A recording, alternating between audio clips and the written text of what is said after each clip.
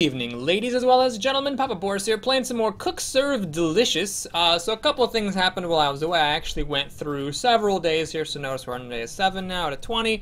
Not a lot happened. I'll go ahead and update you, and then we're going to go ahead and get right to cracking. So first we got Dave's first bet, and this is the reason I actually started recording again, is these bets are important to keep in mind. The way they work is, if you give Dave $300, then you take on a bet. If you succeed at doing whatever it is that he asked you to do, then the following day he gives you back $600.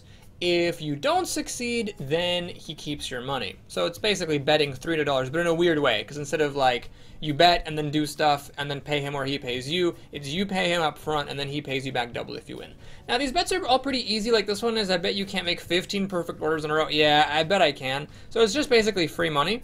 It does add a little bit of tension, I suppose, to the game. There's just one bet of Crazy Dave's that I recommend not taking. It's one that comes a lot later. It's $100 in tips. Now, I don't know if I'm missing something, but I've taken that bet and I've tried it several times. I put on like my most expensive foods. I fill out my menu entirely with things that have the big tipper perk, and I still don't get up to $100. It's just random. I mean, I think I've succeeded once, but you just can't guarantee it. So that's the bet I do not recommend taking. But anyway, other than that, all of his other bets are pretty easy. So we're eventually going to get $300 free here. Other than that, there's been some new equipment unlocked. The first item you always get is the dishwasher, which is great. So it makes you have to only clean 3 dishes instead of 6, which is an awesome deal for 800 buckaroos. I've also got an upgrade here for salad. Now let's talk a little bit about upgrades. If you're going to play strategically, you really need to check to see whether any upgrade is worth it. Like this salad upgrade mathematically is actually not worth it, because it costs $900, but it only increases the price of the salad by 2, which means that you're going to have to sell 450 salads for this to actually be worthwhile. Now if you look at one of my other saves, let me go back here. If we go into, for example, this save here, it's day 98 when I just hit 5 stars. All right, so if you look at my stats, I've only cooked 450 salads, on the nose actually, which is the number that you need to, not cooked, but delivered that many salads, which is the number that you need to deliver in order to make back your profit or your investment of $900 in the salad upgrade. And obviously some of these salads were before I got the upgrade. So over my entire career, I'm not going to sell enough salads. The reason for that, if you're looking at these other foods like steak, I sold a lot more. Hamburgers, I sold a lot more. Why is that? Well, it's because these are good endgame foods. They have high selling prices. But salad caps out at 12, so by around 3 or 4 stars, it's just not holding its weight anymore, and you got to take it off your menu. So because salad goes out of effectiveness, it goes out of date quickly, and because the upgrade just doesn't add that much to the selling price, the upgrade's not actually worth it. Now I'm gonna buy it anyway because, you know, of the challenge level and whatever, but I just wanted to let you know that this is not what you should do if you're actually trying to play super strategically. And most of the other upgrades, well, all the other upgrades so far are for bad foods that I don't want. So we're gonna just throw away $900 for no reason. And yeah, let's go ahead and tinker with our active menu. Actually, I think I already set this before I started recording. Yeah, I took off the chicken that was menu rotting and then put on all of my highest selling foods. So 10, 10, 8, 8 is the best I can do at the moment.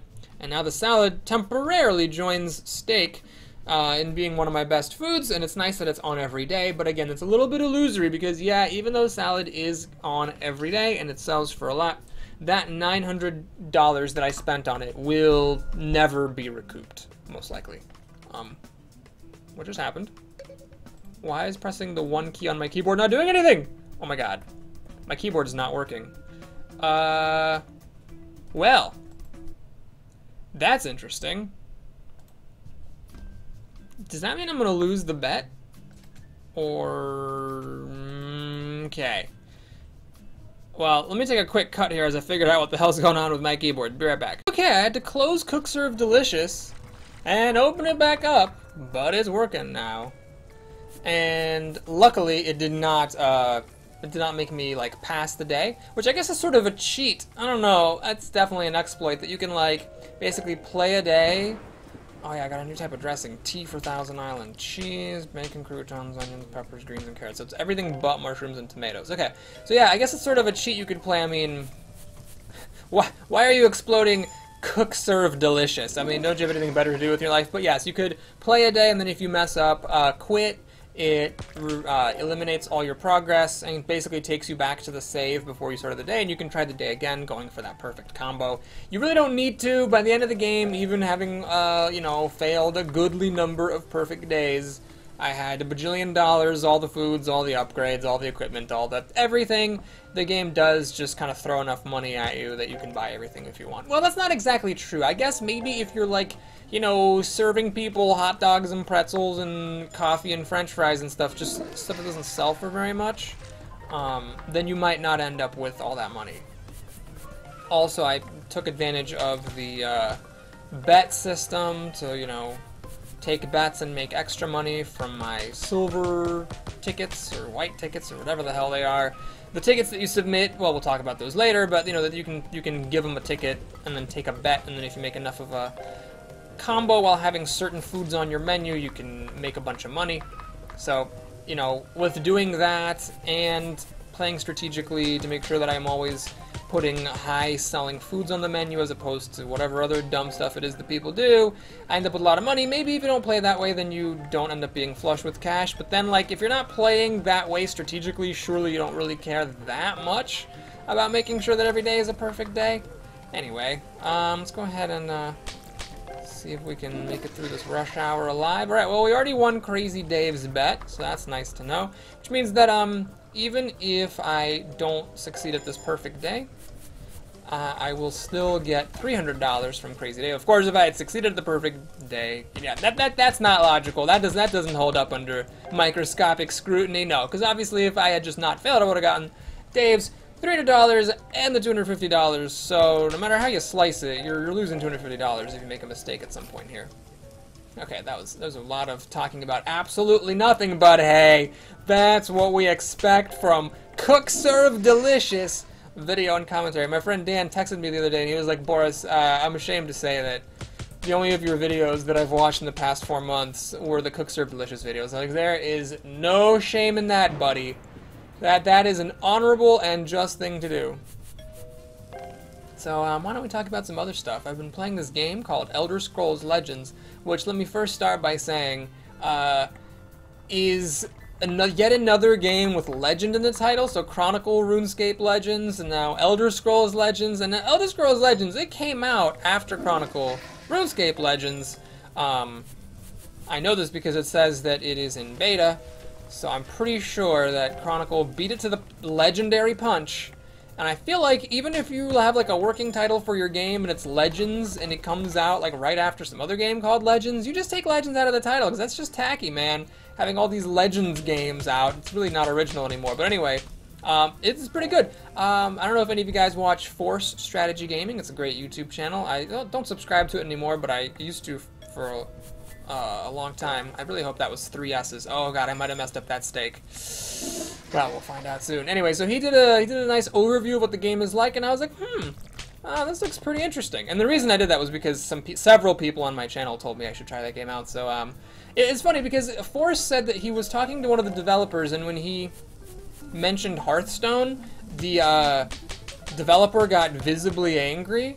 And I was watching Force's video, and I was like, oh, it makes sense, you know, having your game compared to some other game, you know, of course they'd be mad. But then I downloaded this game, Elder Scrolls Legends, and like, I do not understand how somebody could possibly be angry that that game is being compared to Hearthstone. It's got, like, you know, packs cost 100 gold, and arena tickets cost 150, and it's even called Arena. And, you know, you make decks in the arena of like 30 cards. I mean, it's just ridiculous. The game is clearly inspired by several of the things that Hearthstone has done. But with that being said, it is a great game. I'm gonna do some videos on it at some point. I want to get a little bit better at it before I do any videos. Actually, I haven't played Versus Arena yet, like Versus People, because there's a really good single-player support for that game. I'm really impressed. It's really the first CCG that did single-player in a pretty good way. You can basically draft a deck, using normal arena procedure, but instead of playing against humans, you play against AI. And the AI is not bad. Every now and then it'll make like a really egregious mistake with minion trading, but honestly the AI is like remarkably solid. I know Hearthstone's AI has always been like laughable, so they must have spent a long time working up the AI and making it good. Or maybe the game just lends itself better to being played properly by an AI, more so than a Hearthstone. I'm not sure, but I know the AI is pretty good, and obviously the AI is playing with sort of like pre-made decks as opposed to you fighting it with the deck that you drafted, so it's pretty good. You basically have to defeat 8 enemies. You can fight them in any order that you want. You have 3 lives. Once you defeat 8 of the AIs, you have to fight 1 Mega AI, and the Mega AI has some sort of an advantage. It's a pretty small one, but it is an advantage compared to you. And so if you manage to defeat it, then, you know, you get a reward. And one thing I did note is that when I managed to beat it on my 3rd try, you don't quite get enough to pay back the arena ticket. It costs 150 gold to enter, and you only get back 80. And I got like a 50 gold promotion bonus, so it's like 130, but I think 50 of that gold was sort of temporary. And yeah, so it doesn't quite pay for itself, which makes sense. That way you can't just like learn how to beat the AI and get, you know, infinite packs. But still, it's a good discount compared to buying a pack normally. It was good. So yeah, we'll do some of that later. But hey, all right, so great. Now we finished that, and we got some exciting stuff going on here. So of course, Crazy Dave, little bitch, needs to pay up. We have Rainy Day coming up. We're so like, oh, I got foods to give a buzz bonus when it's rainy, but who cares? And then we get $250 for Perfect Day, and then we have a new menu slot, so now we can have 5 foods instead of 4, making the game just a bit more challenging. And garbage service, so now you only have to throw away, I think, 3 trash bags instead of 2, or maybe 2 trash bags, or 3 instead of 5, or 2 instead of 5. I can't remember, actually, if it rounds down or rounds up. Well, we'll find out in the next video here. Let's see, where's that trash garbage service? Boink. No upgrades, right? But we do need a new and active menu. Okay, so now food management becomes a little bit trickier because you'll notice I have to put like everything on here, and it's tricky because I have 3 spots for 4 foods, and the 4 foods all have menu rot. So there are going to be times where I'm probably going to just be forced to only play with 4 foods, but we'll play with 5. I think strategically it's actually better to take the fish off because the fish gives me a buzz boost that's countered in the morning. I guess it's still worth it for the buzz boost, but I'm still going to be doing, you know, more trash, more rats, and it's on the cheap end of my foods. Like, if I don't have fish on the menu, someone's going to come and place an order. It's going to be more likely an order that sells for more money because the fish is so cheap. So strategically, it's better to keep it off. But again, I think the game's easy enough that playing full strategy mode is, you know, robbing yourself of a little bit of the fun. And you have to be very careful with the menu out, like taking foods off preemptively and stuff to make sure you can actually keep cycling. Let me take a look at the foods here to see if there's anything else worth buying. So if you are annoyed by having to take the foods off the menu sometimes, there's a couple different ways around it. So you could, well, I'd have to save up at this point, but you could get the wine. If I hadn't bought the salad upgrade, I could get wine. I just freaking hate wine, so I'm not going to do it. Another option is you can get pizza. Pizza's not a terrible food. The real issue is the upgrades are so slow. Like, fish and chicken go from 6 to 12. This goes from 6 to 8. And then it goes to 12 on the 3rd star, but then the fish and chicken keep going even higher. It also has a lot of ingredients. It has a lot of ingredients start with the same letter, so it's a tough food. I find it harder than soup or lasagna, but it is a good endgame food because it does go up to $25. Main issue, it's got menu rot and it's fatty, so it can run you into trouble sometimes, and most of these things are actually not that significant. So, yeah, pizza is one option. You can go for pasta. I think pasta is worse than pizza because it doesn't go up to as high of a cost. You can get some just, like, fun food, I suppose.